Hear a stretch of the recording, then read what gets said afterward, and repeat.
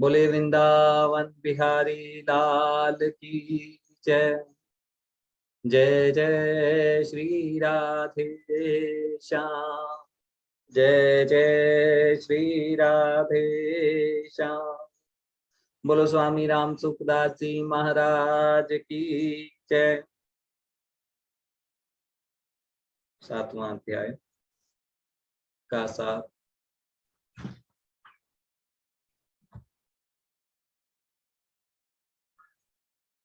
हमने 7वें अध्याय में पढ़ा कि भक्तों के 4 भेद होते हैं, अर्थार्थी, आर्थ, जिज्ञासु और ज्ञानी। इन शरणागत भक्तों में जो भी सब कुछ भगवान ही है, इस प्रकार भगवान के शरण हो जाता है, वह महात्मा भक्त मुक्त पुरुषों से भी श्रेष्ठ होने के कारण अत्यंत दुर्लभ है। वह महात्मा भक्त भगवान की कृपा से परा अपरा सहित भगवान के समग्र रूप को जान लेता है।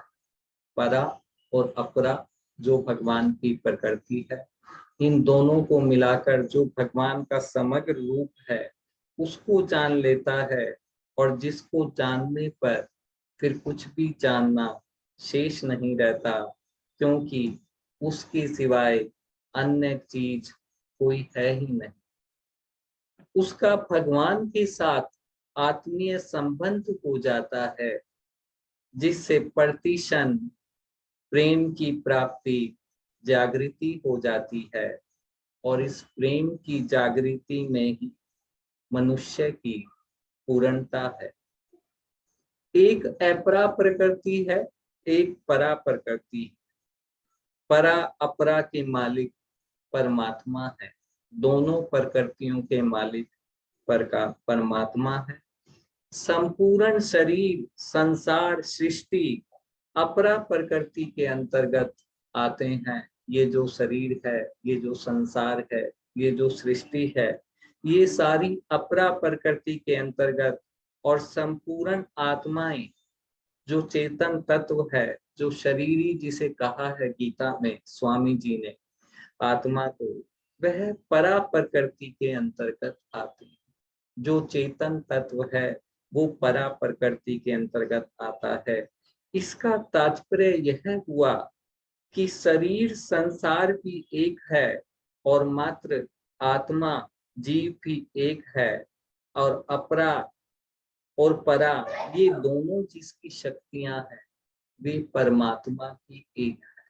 कि ये शरीर और संसार सृष्टि एक है, और जो परा जो आत्मा है वो भी एक है, और इन परा और अपरा की जो स्वामी है परमात्मा है वो भी एक है, जिसकी ये दोनों शक्तियां हैं। अतः शरीरों की दृष्टि से, आत्मा की दृष्टि से और परमात्मा की दृष्टि से, तीनों ही दृष्टियों में हम सब एक हैं, अनेक नहीं। चाहे शरीरों की दृष्टि से कहें, हमारे शरीर भले ही अलग अलग हो, लेकिन हम आत्मा की दृष्टि से एक हैं। सब में परमात्मा का अंश आत्मा के रूप में विद्यमान है, समान रूप से विद्यमान है, किसी में कम या किसी में ज्यादा नहीं है। और हम परमात्मा की दृष्टि से भी एक ही हैं, क्योंकि परमात्मा एक ही है, और यह संसार शरीर भी एक ही है। संपूर्ण शरीरों में एकता स्वीकार करने पर कि सारे शरीर एक ही हैं, एकता स्वीकार करने पर किसी भी प्राणी से राग अथवा द्वेष नहीं होगा, क्यों? और संपूर्ण प्राणियों में हित का भाव होगा। जब हम सारे शरीरों से एकता स्वीकार कर लेंगे कि शरीर की दृष्टि से सभी एक ही हैं, तो किसी भी प्राणी से राग अथवा द्वेष नहीं होगा, और संपूर्ण प्राणियों के हित का भाव होगा। और जब सारे प्राणियों के हित का भाव होगा, ऐसा होने से कर्म योग सुगमता पूर्वक स्वतः सिद्ध हो जाएगा। जब हमारे में सारे प्राणियों के हित का भाव है, तो कर्म योग सुगमता पूर्वक सिद्ध हो जाएगा। कारण कि जब अपने से भिन्न दूसरा है ही नहीं, सारा संसार एक है, सारा समाज एक है, जब हमसे अलग दूसरा कोई है ही नहीं, व्यक्तिगत अपना कुछ है ही नहीं, तो फिर अपने पास जो भी वस्तु है उसमें ममता नहीं होगी, और जो वस्तु नहीं है उसमें कामना नहीं होगी। ममता और कामना न होने पर अपने पास जो भी वस्तु है वह अपने आप दूसरों के हित में लग जाए। और कर्म योग यही है कि निष्काम भाव से दूसरे के हित के लिए कर्म करना। संपूर्ण जीवों में एकता स्वीकार करने पर, जब हम सारे जीवों में एकता स्वीकार कर लेंगे कि आत्मा की दृष्टि से सारे जीव एक ही हैं, तो सर्वत्र हमारा आत्म भाव अथवा ब्रह्म भाव हो जाएगा कि सब में एक ही ब्रह्म विद्यमान है, तो सबसे ब्रह्म हो जाएगा, ब्रह्म भाव हो जाएगा। और ऐसा होने से ज्ञान योग सुगमता पूर्वक स्वतः सिद्ध हो जाएगा। कारण कि अनेक रूप जो जीव है वही एक रूप से ब्रह्म है। कि जो हमें अलग अलग जीव दिखलाई दे रहे हैं वो वास्तव में ब्रह्म के रूप से तो एक ही है, सब में एक ही ब्रह्म विद्यमान है। अर्थात एक रूप से ब्रह्म है और जीव ब्रह्म एक ही है। तो ऐसा जब सिद्ध हो जाएगा तब ज्ञान योग सुगमता पूर्वक हो जाएगा।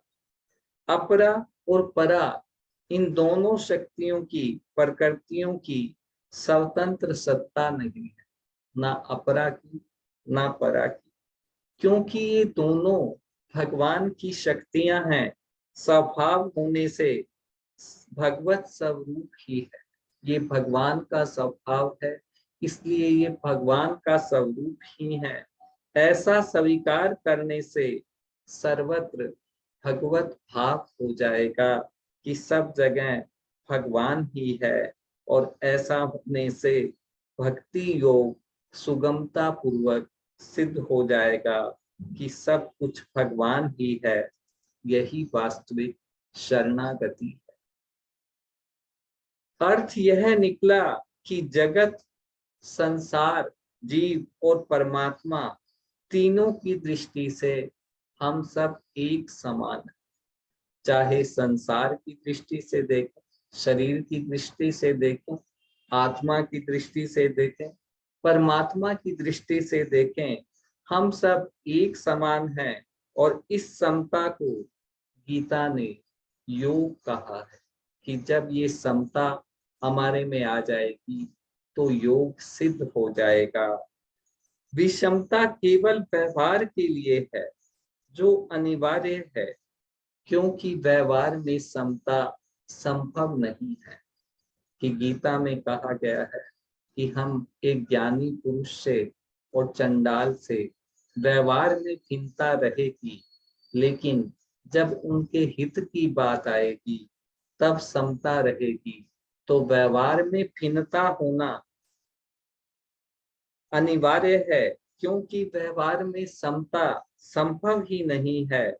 अतः साधक की भावना सम होनी चाहिए। साधक की भावना सबके प्रति समानता का भाव होना चाहिए। व्यवहार की भिन्नता तो स्वाभाविक है, पर भाव की भिन्नता मनुष्य ने अपने राग द्वेष से पैदा की है। भाव की भिन्नता, मैंने ये आदमी अच्छा है, ये आदमी बुरा है, ये प्राणी अच्छा है, ये प्राणी बुरा है। सब में जब एक ही ब्रह्म की शक्ति है तो सब एक ही है। तो गीता में भगवान कहते हैं कि व्यवहार में तो भिन्नता हो सकती है, हम साधु पुरुष से, सज्जन पुरुष से और दुर्जन पुरुष से व्यवहार में हो सकता है हमारे भिन्नता हो, लेकिन भावना में समता होगी। और जो महात्मा पुरुष हैं, उन्हें सब में भगवान ही दिखाई देते हैं। ये जो राग द्वेष के कारण ही, भाव की भिन्नता से जो राग द्वेष उत्पन्न होता है मन में, कि ये राग द्वेष जो हमारे मन में देखते ही उत्पन्न होता है, राग द्वेष के कारण ही मनुष्य ने संसार, जीव और परमात्मा तीनों में अनेक भेद पैदा कर लिए,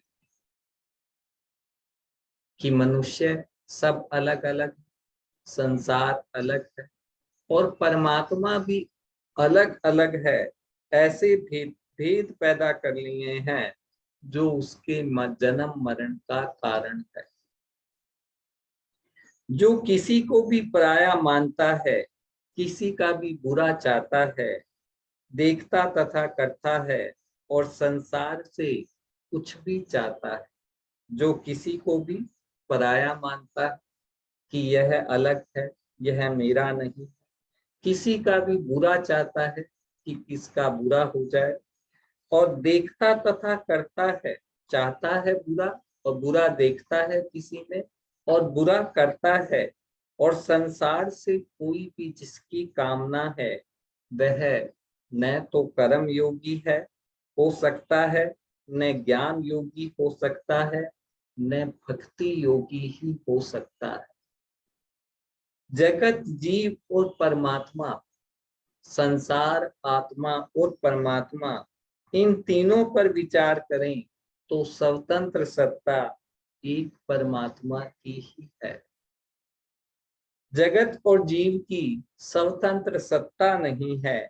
जगत को जीव ने धारण किया है, संसार को हमने धारण किया है, संसार को हमने पकड़ रखा है, अर्थात जगत को सत्ता जीव ने दी है। इसलिए संसार की स्वतंत्र सत्ता नहीं है। जीव परमात्मा का ही अंश है और आत्मा जो है वो परमात्मा का ही अंश है। इसलिए खुद जीव की स्वतंत्र सत्ता नहीं है, हमारी भी कोई स्वतंत्र सत्ता नहीं है। हम कब हमारा इस शरीर से मुक्ति होके हमें दूसरे शरीर की प्राप्ति हो जाएगी, ये हमें नहीं पता है। तात्पर्य यही है कि जगत की सत्ता जीव के अधीन है और जीव की सत्ता परमात्मा के अधीन है। इसलिए एक परमात्मा के सिवाय अन्य कुछ है ही नहीं। वासुदेव सर्वम, वासुदेव सर्वम। जगत और जीव दोनों परमात्मा से ही भाषित हो रहे हैं। आज हमारा ये 7वां अध्याय पूर्ण हुआ। इसमें स्वामी जी ने बड़े सरल शब्दों में समझाया है कि वासुदेव, भगवान वासुदेव सर्वम, परमात्मा के सिवाय कुछ है ही नहीं, ना ये संसार है ना जीव है। सब जगह कण कण में परमात्मा ही समाये हुए हैं और परमात्मा के सिवाय और कुछ नहीं है। 8वां अध्याय, पहला श्लोक। हे पुरुषोत्तम, अर्जुन पूछ रहे हैं भगवान से कि हे पुरुषोत्तम, वह ब्रह्म क्या है, अध्यात्म क्या है, कर्म क्या है, अधिभूत किसको कहा गया है और अधिदेव किसको कहा जाता है, यहाँ अधियज्ञ कौन है और वह इस देह में कैसे है। हे मधुसूदन, वशीभूत अंतःकरण वाले मनुष्य के द्वारा अंत काल में आप कैसे जानने में आते हैं।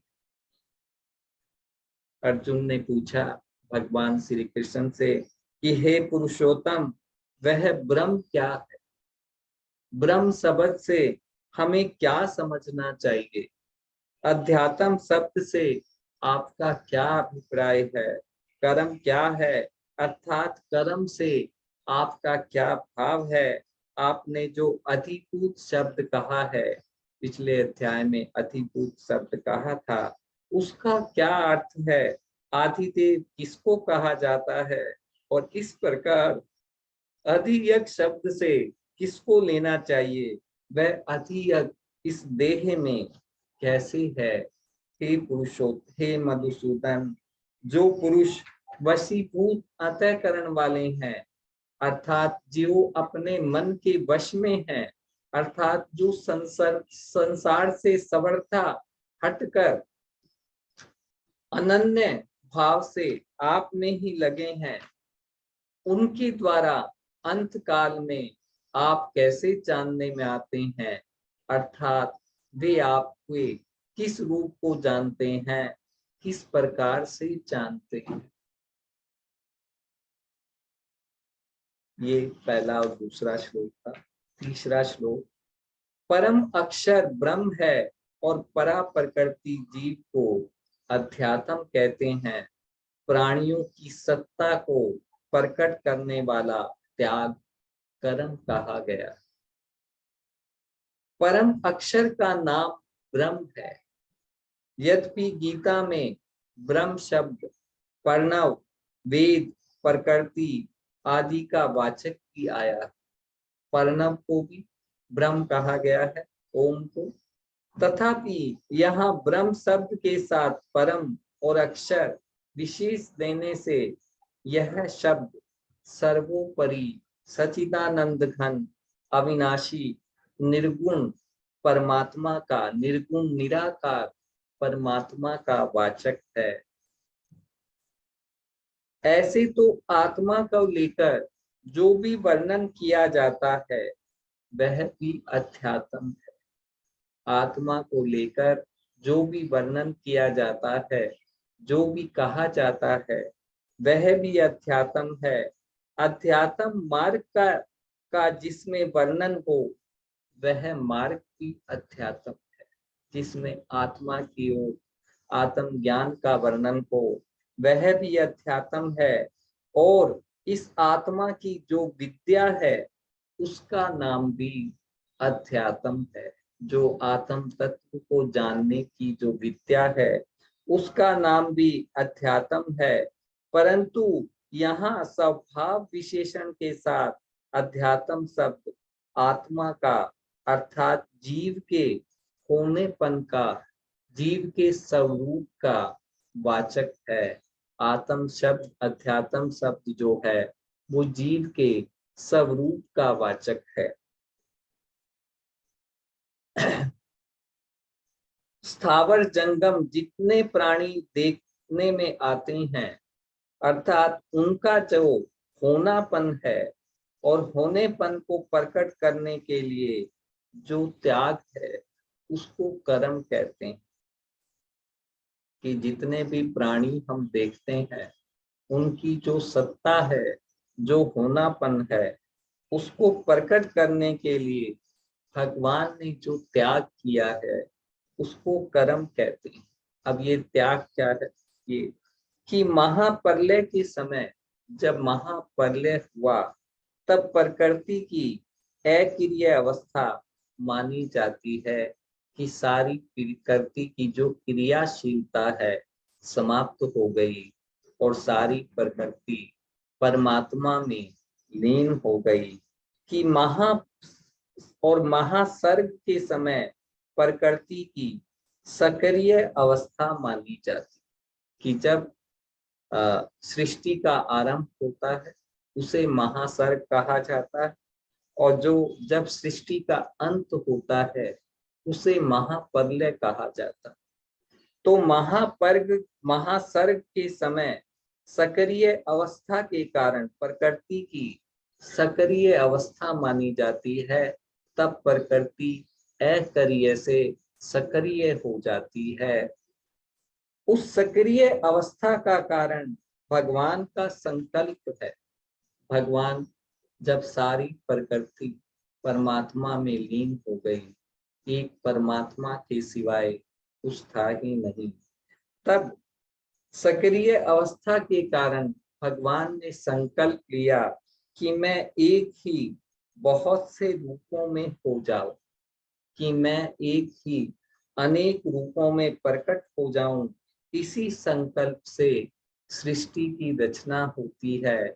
जब परमात्मा की एक से दो होने की, एक से अनेक होने की इच्छा होती है, उसी को, उसी संकल्प को, वो जो संकल्प है उसी को कर्म कहते हैं।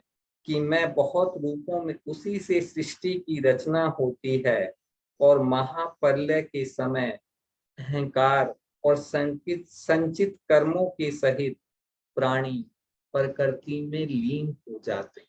अपने अपने संचित कर्मों के सहित प्राणी प्रकृति में लीन हो जाते हैं और प्राणियों के सहित प्रकृति एक तरह से परमात्मा में लीन हो जाती है।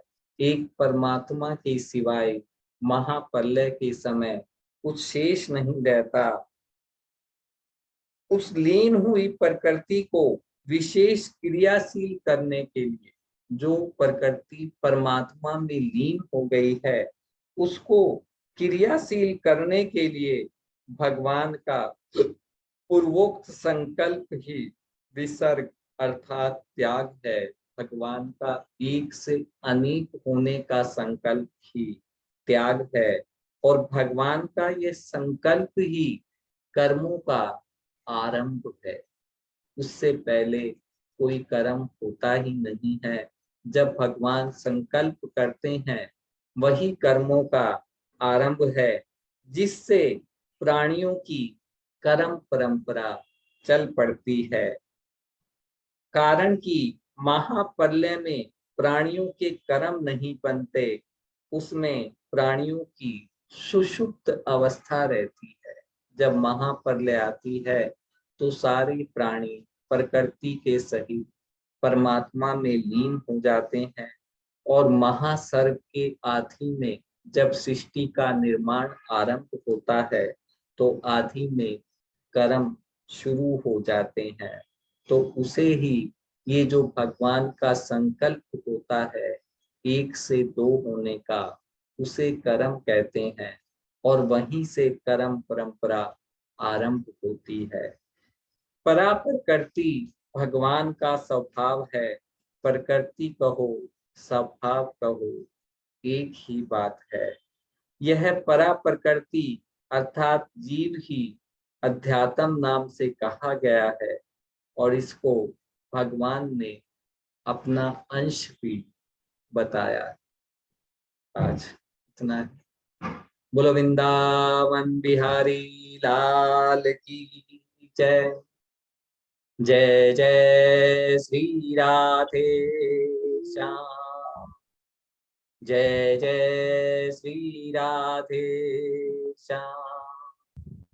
बोलो स्वामी राम सुखदास जी महाराज की जय। जय। सबको राम राम, सबको राम। सबको